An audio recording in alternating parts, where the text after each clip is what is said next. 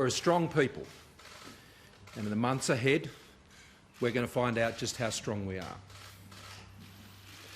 We have the example and inspiration of generations that have dealt with challenges like this before, and we have the advantage of the lessons that they have passed on to us about how we can stick together to stick this through, to build a bridge to the recovery on the other side.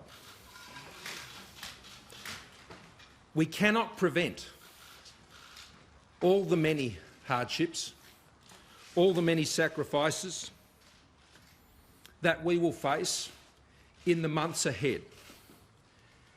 And while these hardships and these sacrifices may break our hearts on occasion, we must not let them break our spirit, and we must not let them break our resolve as Australians.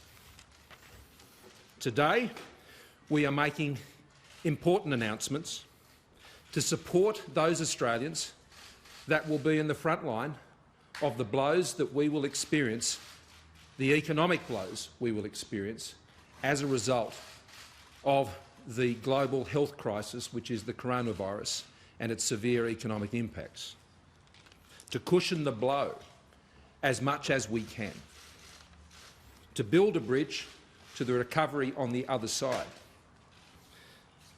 But we must remember first and foremost that this is a health crisis. The health battle is the main battle that we face. The health battle is the battle that all Australians are enlisted in as we fight this virus. As a National Cabinet, we have already taken significant actions, but we know more will need to be done. Our capacity in hospitals and aged care facilities and our workforce challenges are all matters that the National Cabinet is addressing, as is indeed our individual cabinets at federal and state level. Securing the essential medical supplies has been a daily task that the Health Minister has been leading together with the Industry Minister and other ministers across the Cabinet. And enforcing the social distancing, keeping a healthy physical distance from one another. This is one of our most, if not our most important weapon against the spread of the coronavirus, which means we can save lives and we can save livelihoods. I brought forward the next meeting of the National Cabinet to this evening, after consulting with Premiers and Chief Ministers yesterday on a range of matters. As you know, last Friday when we met, we had scheduled our next meeting to focus on the issue of further and stronger measures to deal with local outbreaks within state jurisdictions. We are bringing forward consideration of those matters to a meeting this evening. Also, after consulting Premiers and Chief Ministers overnight, we have decided that we are moving immediately to recommend against all non-essential travel in Australia. So that is that all non-essential travel should be cancelled. Now, essential travel, what we're referring to is for work-related activities that are essential. It could be the compassionate grounds and issues of those types of arrangements, but also when it comes to essential supplies and activities, movements of health workers and other important arrangements that are needed to keep Australia running. Our other message as a group of leaders at national and state and territory level is this. To fight the virus, we need you more than anyone. We need you to comply with the healthy distancing, the social distancing measures that we have put in place. What happened at Bondi Beach yesterday was not okay and served as a message to federal and state leaders that too many Australians are not taking these issues seriously enough.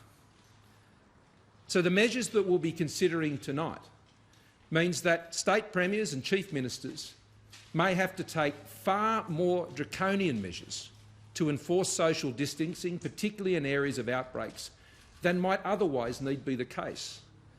the more Australians themselves assist us in this fight against the virus to protect lives and to protect livelihoods, the more and the better able we are to ensure that Australia comes out stronger on the other side. So it's a simple plea. We need you. We need you to do your bit when it comes to social distancing, to keeping that healthy distance, to respecting and following the rules that we're setting down. But more stronger measures will be coming, and they will be coming in more localised areas to deal with outbreaks. Those decisions will be being made by state premiers and chief ministers as they apply to their individual jurisdictions. We will also be working hard to ensure that the scaling of those measures and the identification of areas of outbreak that require those measures will be, as far as possible, consistent between state and territory jurisdictions. What that means is what may be necessary in a part of Sydney may not be necessary at all in rural New South Wales or indeed in Perth or other parts of the country. But please be assured that what we're working on is to ensure that there is a consistent, as far as possible, set of measures, a set of tools that state premiers and chief ministers can use to apply in each of their cases. So if you see it happening in one part of the country, that doesn't necessarily mean it has to apply in your part of the country. There are parts of the country, particularly in Sydney, where these outbreaks have been more severe. And I know the Premier in New South Wales has been focusing on this very, very keenly, particularly over the course of recent days, as we've seen the increase in the number of cases in New South Wales. The other point I'd make is that the Commonwealth is working to support state jurisdictions wherever we possibly can. Not only have we increased our resourcing to the health system and working closely with them through the medical expert panel, but even as recently as last night we were mobilising additional personnel out of the Australian Defence Forces to assist state and territory jurisdictions with things like contract tracing. So these are people with medical backgrounds or at least some form of knowledge gained through their training and experience in the Defence Forces, which means they'll be able to add further weight and support to states, some of which are coming under great pressure with the rising number of cases.